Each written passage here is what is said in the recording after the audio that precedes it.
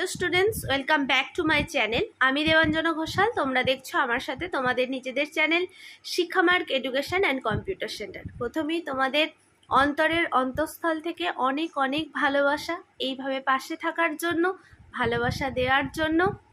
আজকে চ্যানেলটা যতটুকু গ্রোথ হয়েছে শুধুমাত্র তোমাদের ভালোবাসায়। তাই তোমাদের একদম মানে কি বলবো, খুবই তোমরা আমার খুব কাছের, খুব স্নেহের। দেখো, 4th সেমিস্টারের সাজেশান তোমরা চাইছিলে বিগত 1 মাস ধরে। যেহেতু 1st সেমিস্টার আর 6th সেমিস্টারের পরীক্ষা তোমাদের পরীক্ষার আগে হবে, সেই হিসাবে ওদের সাজেশানগুলো রেডি হচ্ছিল। তাই আজ থেকে তোমাদের সাজেশান আসবে চ্যানেলে। আজকের আলোচ্য বিষয় Bardhaman university BA 4th semester general বা পাশের বাংলা সাজেশান। দেখো, বেশিরভাগ ছেলে মেয়ে তারপরে সাজেশান পোস্ট করার পর মেসেজ করো, হোয়াটসঅ্যাপে প্রচুর মেসেজ আসে যে সিসি 1D না সিসি 2D না জিই 4। দেখো, তোমরা যারা যারা আমার স্নেহের মানে জেনারেল বা পাস হিসাবে বাংলাকে রেখেছো, তোমরা সিসি 1D হিসাবে যদি বাংলাকে রাখো, তোমরা তোমাদের অ্যাডমিটটা একবার দেখে নিও। আর সিসি 2D হিসাবে যদি রাখো, তাহলে তোমরা একটুখানি অ্যাডমিটটা দেখে নিও। আর আমার প্রত্যেকটি স্নেহের অনার্সের যারা ছেলে মেয়ে আছো, তারা পাস হিসাবে তোমরা যদি বাংলাকে রাখো, তাহলে তোমাদের জিই 4। তাহলে বোঝা গেল আশা করছি সাবজেক্ট কোডটা। এইবার তোমাদের বিষয়বস্তু কিন্তু এই 4th সেমিস্টারে আছে ভাষাতত্ত্ব, মানে ভাষাতত্ত্বের উদ্ভব, বিস্তার, ভৌগোলিক অবস্থান, ধ্বনি, এই সমস্ত কিছু আছে। তাহলে তোমাদের সিলেবাস, আশা করছি আমার প্রত্যেকটি ছেলেমেয়েই তোমরা সিলেবাস জানো। তো এই হচ্ছে মূল বিষয়বস্তু। তাহলে চলো আজকের আলোচ্য বিষয়ে প্রবেশ করা যাক। আর প্রবেশ করার আগে তোমরা যারা যারা এখানে অর্থাৎ আমাদের কোচিং সেন্টারে অ্যাডমিশন নিতে চাইছো, 8609778925 এই নাম্বারে হোয়াটসঅ্যাপ করো। তোমাদের সমস্ত ডিটেলস বলে দেওয়া হবে এখানে। অর্থাৎ কোচিং সেন্টারে বিএ অল সেমিস্টার কলা বিভাগের অল সাবজেক্ট পড়ানো হয়, তাই তোমরা যে কোনো সাবজেক্টে অ্যাডমিশন নিতে পারো। এছাড়াও কম্পিউটার ও স্পোকেন ইংলিশ শেখানো হয়। তোমরা অনলাইনে হোক বা অফলাইনে হোক, তোমরা যদি ভর্তি হতে চাও অবশ্যই যোগাযোগ করে নিতে পারো। আর যদি তোমাদের মনে হয় ভিডিওগুলো তোমাদের একটু উপকারে আসছে, তাহলে তোমরা চ্যানেলটাকে সাবস্ক্রাইব করে অল নোটিফিকেশানটা অন করে রেখো এবং তোমার বন্ধুদের মাঝে বেশি বেশি করে শেয়ার করো, কারণ তোমার একটা শেয়ারিংয়ে তোমার বন্ধুটার হয়তো অনেক বেশি উপকার হতে পারে। তাহলে চলো আজকের আলোচ্য বিষয়ে প্রবেশ করা যাক। আচ্ছা দেখো, তো BA 4th semester Bengali pass general CC 1D হিসাবে তোমরা যারা যারা বাংলাকে রেখেছো, সিসি 2D হিসাবে তোমরা যারা যারা বাংলাকে রেখেছো, এবং আমার প্রত্যেকটি স্নেহের অনার্সের ছেলে মেয়ে যারা পাস হিসাবে জিই 4-এ বাংলাকে রেখেছো, প্রত্যেকের জন্য এই সাজেশান সমানভাবে উপযোগী। সাজেশান 2023-24 সালে তোমরা ভর্তি হয়েছো, পড়াশোনা করেছো, 24 সালে তোমাদের পরীক্ষা, সেই হিসাবে 23-24 দিতে হয়েছে, কারণ অনেক ছেলেমেয়ে বুঝতে পারে না। সেই হিসাবে বর্ধমান ইউনিভার্সিটি 5 এবং 10 নম্বর উভয়বিধ প্রশ্নের জন্যই এই সাজেশান প্রযোজ্য। তো প্রথম প্রশ্ন যেটা দেওয়া হয়েছে, শব্দ কাকে বলে, গঠন অনুসারে শব্দের শ্রেণীবিভাগ করো, দৃষ্টান্ত সহ আলোচনা করো। এইটা 5, 10 একসাথে দেয়া আছে। 5-এর হলে তোমার যে কোনো দুটো অপশান দেবে, 10-এর হলে এরকম গোটাটা দেবে, কেটে কেটে দেবে। শব্দ কাকে বলে, গঠন অনুসারে শব্দের শ্রেণীবিভাগ করো, এবং দৃষ্টান্ত সহ, উদাহরণ সহ বা দৃষ্টান্ত সহ আলোচনা করো। অথবা প্রশ্নটা এরূপ দিতে পারে যে শব্দরূপ গঠনে কোন কোন বিষয় গুরুত্বপূর্ণ ভূমিকা পালন করে লেখো।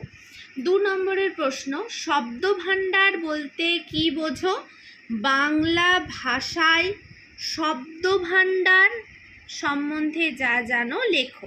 3 নম্বরের প্রশ্ন, উপভাষা কাকে বলে, কয় প্রকার ও কি কি, মানে উপভাষা কয় প্রকার ও কি কি, যে কোনো দুইটি উপভাষার ধ্বনিতাত্ত্বিক রূপতাত্ত্বিক বৈশিষ্ট্য লেখো অথবা পার্থক্য লেখো দিতে পারে। দেখো এখানে কিন্তু 5টা উপভাষারই তোমার 5-এর ধরো প্রশ্ন এসেছে, সেখানে কিন্তু ধ্বনিতাত্ত্বিক নির্দিষ্ট করে যে রাঢ়ী উপভাষার ধ্বনিতাত্ত্বিক বৈশিষ্ট্য লেখো এইভাবে দিতে পারে, বা বঙ্গালী উপভাষার লেখো বা কামরূপী উপভাষার লেখো এইভাবে দিতে পারে, অথবা এরকম যে কোনো দুটি লেখো, অথবা দিতে পারে যে রাঢ়ী উপভাষা বা বঙ্গালী উপভাষার মানে পার্থক্য লেখো, যে ধ্বনিতাত্ত্বিক হিসাবে কি পার্থক্য, রূপতাত্ত্বিক হিসাবে কি পার্থক্য। এইভাবে কিন্তু প্রশ্ন ঘুরিয়ে দিতে পারে বা সোজাসুজি দিতে পারে, যে কোনো একটা উপভাষার একবারে উল্লেখ করে, যেমন রাঢ়ী উপভাষার উল্লেখ করে দিতে পারে, বা কামরূপী উপভাষা একদম উল্লেখ করেও দিতে পারে। আচ্ছা, 4 নম্বরের প্রশ্ন, শব্দের অর্থ পরিবর্তনের ধারাগুলি উদাহরণ সহ লেখো। আচ্ছা, 5 নম্বরের প্রশ্ন, বাংলা ভাষার মৌলিক শব্দগুলি লেখো উদাহরণ সহ, অথবা প্রশ্ন দিতে পারে যে আগন্তুক শব্দগুলি কি সেগুলি সম্বন্ধে আলোচনা করো। 6 নম্বরের প্রশ্ন, শব্দার্থতত্ত্ব কাকে বলে, শব্দের অর্থ পরিবর্তনের কারণগুলি আলোচনা করো। 7 নম্বরের প্রশ্ন, ধ্বনির রূপান্তর বলতে কি বোঝো, দৃষ্টান্ত সহ আলোচনা করো। 8 নম্বরের প্রশ্ন, ভাষার অন্তরঙ্গ ও অর্থ প্রভাবিত কারণে ধ্বনির পরিবর্তনের সূত্রগুলি লেখো।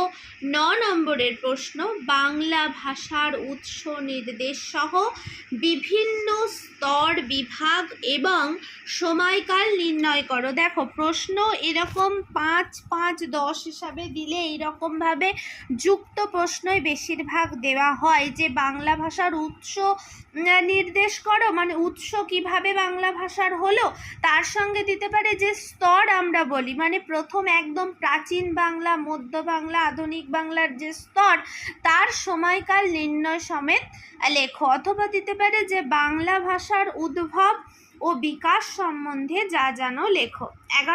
10 নম্বরের প্রশ্ন, প্রাচীন মধ্য ও আধুনিক বাংলার ভাষাতাত্ত্বিক বৈশিষ্ট্যগুলি লেখো। 11 নম্বরের প্রশ্ন, সাধু ভাষা ও চলিত ভাষার মধ্যে পার্থক্য লেখো। আচ্ছা, 12 নম্বরের প্রশ্ন, ধাতু কাকে বলে, কয় প্রকার ও কি কি, দৃষ্টান্ত সহ আলোচনা করো। এখানে কিন্তু ধাতুর জায়গায় পদ কাকে বলেও দিতে পারে, কয় প্রকার কি কি দিতে পারে, কারক কাকে বলেও দিতে পারে, কয় প্রকার ও কি কি সেটা দিতে পারে। আর তারপরে 13 নম্বরের প্রশ্ন, ত্রিসূত্রের ব্যাখ্যা দাও। 14 নম্বরের প্রশ্ন, বাংলা বাক্যের গঠনগত শ্রেণীবিভাগগুলি আলোচনা করো। আচ্ছা, 15 নম্বরের প্রশ্ন, দেশি আগন্তুক শব্দের ব্যাখ্যা দাও। এখানটা কিন্তু প্রশ্নটা ভালো করে দেখে নিও তোমরা, যে দেশি আগন্তুক শব্দের ব্যাখ্যা চেয়েছে না শুধু আগন্তুক মানে বাইরের আগন্তুক শব্দের, বিদেশি আগন্তুক শব্দের ব্যাখ্যা চেয়েছে। আচ্ছা, তারপরে হচ্ছে 16 নম্বরের প্রশ্ন, অর্থোন্নতি ও অর্থাবনতির ব্যাখ্যা দাও। আচ্ছা, 17 নম্বরের প্রশ্ন, ভাষা ও উপভাষার মধ্যে পার্থক্য লেখো। 18 নম্বর শেষ প্রশ্ন, সাধু ও চলিত ভাষা সম্পর্কে যা জানো লেখো, অথবা প্রশ্নটা ঘুরিয়ে দিতে পারে যে সাধু ও চলিত গদ্যের উদ্ভবের প্রয়োজনীয়তা কি এবং তার যে বিবর্তনের ইতিহাস আলোচনা করো। মানে একটা দিতে পারে সাধু ও চলিত ভাষা সম্পর্কে যা জানো লেখো, আরেকটা দিতে পারে যে সাধু ভাষা আর চলিত ভাষা সৃষ্ট যে গদ্যের উদ্ভব হলো সেই উদ্ভবের প্রয়োজনীয়তা এবং মানে একদম প্রাচীনকাল থেকে আধুনিক কাল অবধি তার যে বিবর্তনের ইতিহাস সেই সম্বন্ধে আলোচনা করো। অর্থাৎ তোমরা আমার প্রত্যেকটি কাছের স্নেহের ছেলেমেয়ে তোমরা এই 18টা প্রশ্ন এইবারের তোমরা যারা যারা 4th সেমিস্টারের পরীক্ষা দেবে 2024 সালে খুব ভালো করে যেও। আর এই সমস্ত কিছুর মানে এই 18টা প্রশ্নের অ্যান্সার তোমরা যারা যারা নোট পারচেস করতে চাইছো, কিনতে চাইছো, আমার পুরনো ছেলেমেয়েরা জানো অলরেডি তোমরা কিনে নিয়েছো। যারা যারা নতুন ছেলেমেয়ে আসছো তাদের উদ্দেশ্যে বলছি, তোমরা যারা যারা নোটস কিনতে চাইছো, পারচেস করতে চাইছো, 8609778925 এই নাম্বারে হোয়াটসঅ্যাপে মেসেজ করো, তোমাদের সমস্ত উত্তর দিয়ে দেওয়া হবে। প্রত্যেকে ভালো থেকো, সুস্থ থেকো, এখন থেকে পরীক্ষার জন্য প্রস্তুতি নাও। আর পরীক্ষাকে ভয় ভেবে নয়, জয় করার উদ্দেশ্যে এখন থেকে প্রস্তুতি নাও।